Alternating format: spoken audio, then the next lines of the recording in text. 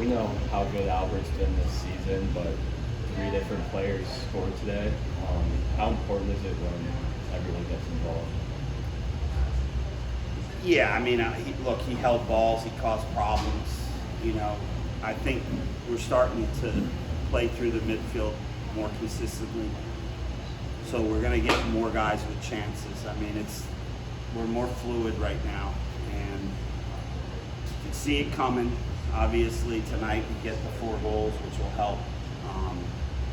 We're going to need more people scoring than just Dikla, so that's really positive for us. I mean, Keys has worked so hard all preseason. He's played a lot of minutes and been kind of snake bit. So for him to get, a tap in and then a really good header with a good run on the backside, great ball by Burke Failing.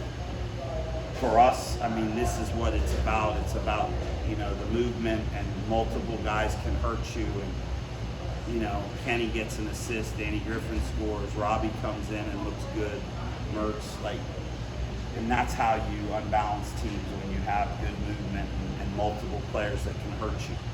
We just haven't been able to get it all cohesive or fluid, but it's been coming, and I thought tonight the guys played well.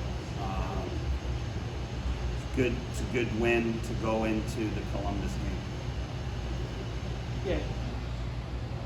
The way you guys were able to do it tonight, I'm sure is something that you're excited about, because you were able to, like you say, get through the midfield pretty well, and you had some really good setups on the goals. Listen, we played with energy, and we were confident making runs in front of the ball. We don't always do that. We played cautious. It's not enough happening in front of the ball, but I think we got to move our lines better. The game got stretched at times, which was fine against Vegas, but it's not, as a team, we've got to close the field up and be able to play in the attacking half for longer stretches. I think we made some errors out of the back, playing out of the back, where we're dribbling or we're slow on the ball. To me, it wasn't perfect, but I think the intent was there to go forward and get runners forward and be dangerous consistently, rather than, looking for the odd chance. And we always talk about being purposeful and having that intent to hurt teams. And I think we played with that aggressiveness tonight, which is important for us. You guys haven't lost since April. What's kind of been the reason for it? Is it the aggressiveness and intent, like you said, the cohesiveness, or is there something else? The reason is because May isn't done. I hope we don't lose till July or August, if you're asking me.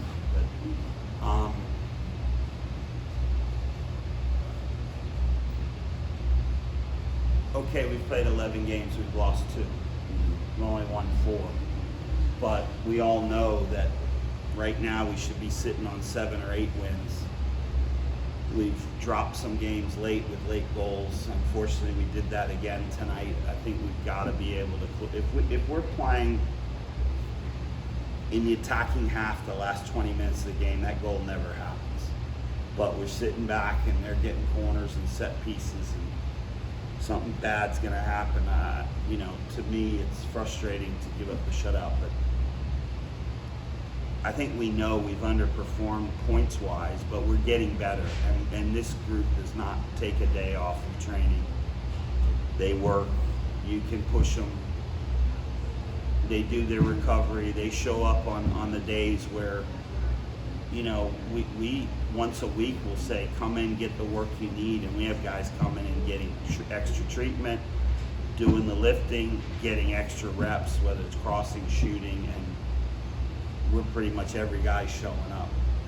Canardo, it's kind of turned into Canardo's off day because he's the oldest guy, and but his training habits are so good every day. Like this team's hungry, this team works hard, and it's going to get better. Hopefully, it continues to get better at the rate it has over the last 3-4 weeks. We played pretty well in Indy. We just tried to sit on a 1-0 lead and probably should have put that game away. Go to Monterey, have the lead, give up a late goal to one of our ex-players. Work hard to get a penalty, miss it, but still get another lead goal and give up a stoppage time to one of our.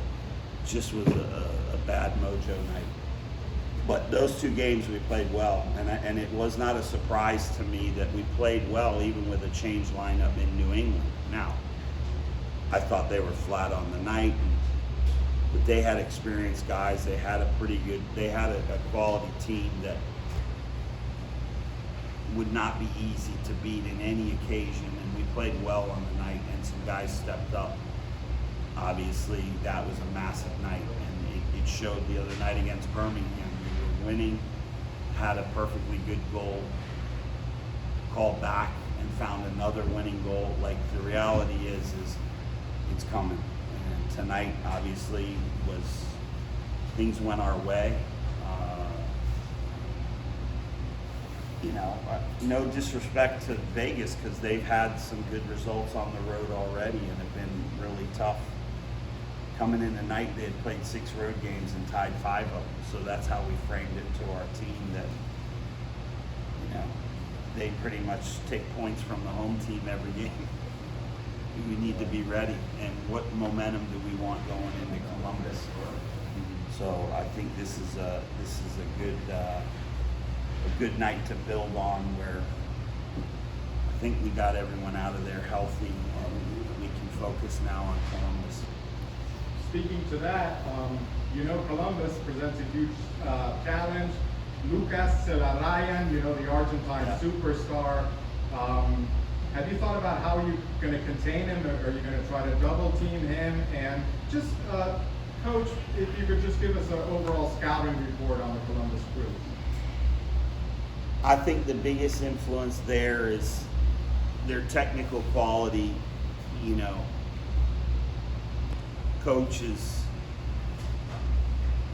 fantastic. He a struggling Montreal team for many years. Last year was second in the East behind Philadelphia Union out of the blue, because they dominated possession. And the challenge for us is going to be, you cannot chase all game and think they don't have the quality to break you down. So we're going to have to disrupt, which means a lot of work. We're going to have to be willing to press. We're going to have to be willing to go forward and make them defend, because if they dictate the entire game on our field, we will not have a chance after 90 minutes.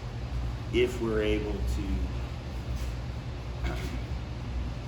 get numbers forward, because there will be space, and we're going to have to work hard, just like New England, to win balls and be brave enough to press higher up the pitch. You can't react to the game. We're going to have to play as much as we can on the front foot, and we'll need the crowd to spur us on, to give us energy, to drive us forward. Like, I believe that's our best chance, is the 6,000 people in here give us that emotion and that energy in the game to go out and compete. Because I think if you turn Columbus over, they've dropped points in MLS. They're expansive, they're wide open, and there's space to hurt them. But you gotta get the ball, and that's the challenge. Can we get the ball from them? Make it hard for them to play, because otherwise Ryan, they have lots of players that can hurt you. So they'll be different than New England. New England, a lot of wide play, a lot of crosses.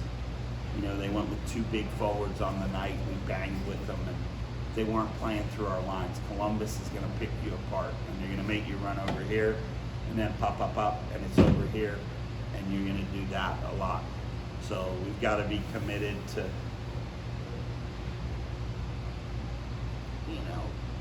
getting in their face when we can, pressing when we can, doing more work maybe than we've done all year. And that's where I think the crowd can help us being at home. You think our boys are ready for Wednesday games here? Well, I think they'll be excited, and I think based on how they played New England, I don't think they'll be intimidated. I mean, I think they know. We played Columbus in the preseason. I think they know how good. Now, hardly any of our guys played. It was mostly trialists that played. Kenny didn't play, Robbie didn't play, Piqua didn't play, so. But most of them were there. Most of them saw it, and they understand. And they understand it's going to be a different challenge. I think they'll be ready to put their best foot forward, and we'll need some breaks on the night. We'll need the fans. We'll need a big game from our defenders and from Jamali, and we're going to need to get some timely finishing.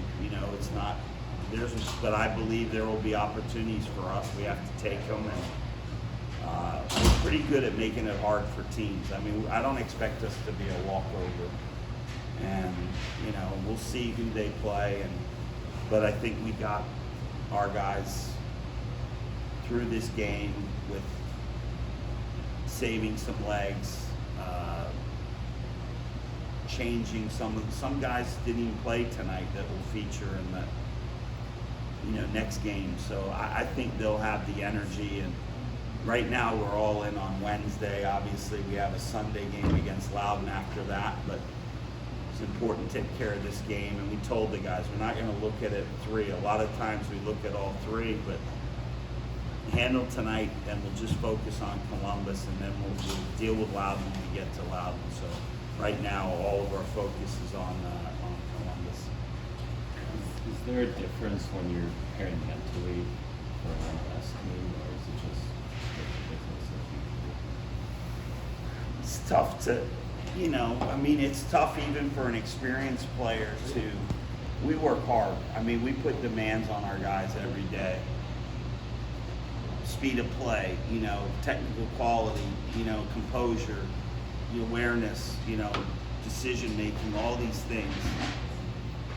And they know the better we do that, the better we're going to measure up against teams in our league, the more chance we're going to have to win. Well, you go to MLS players and teams, it's another level, and it's informative for our guys to play those games in around the 16 and know we're going to get punched a few times, and we're going to see how strong our chin is, and you have to get in the ring to know where you are as a team and as a player. So I think it's important for their growth, and we're excited to be hosting, and it's about time we got an MLS team here in Pittsburgh. Well, Kiza scored 2 goals tonight. You spoke a little bit about him earlier, but what allowed him to be so successful tonight, and how do you hope to see that continue going forward the rest of the season? Listen, he just needed a goal, and he was successful because his first goal, all of us would have scored. He tapped it in from about 6 inches. So, I mean, but we've talked, just keep getting in the box, keep arriving in motion, stop standing around. And he followed up, cross got just over the keeper's hands, and if he didn't touch it, it may have gotten across the face, but he kind of slowed it down, and it was laying there like an Easter egg in a nice nest right there. Like, the reality is that it was a great cross by Burke. I mean, Keys is good in the air. He's a good finisher. He had that goal in his back pocket. It's nice to see him get over top of that. A lot of times the ball's whipped in with spin. There's almost like a trampoline effect. And that's why people are always talking about trying to head it down. I think he did well to power that home, even though he didn't completely get on top of it. But I've seen those go over the bar. Earlier this year, Kiza wouldn't have got that on frame. So to see him snap that header home, it's good. 2-0 was where we wanted to be by halftime, and the early goal in the second half helped us empty the bench a little bit and rest some guys. Good? Good.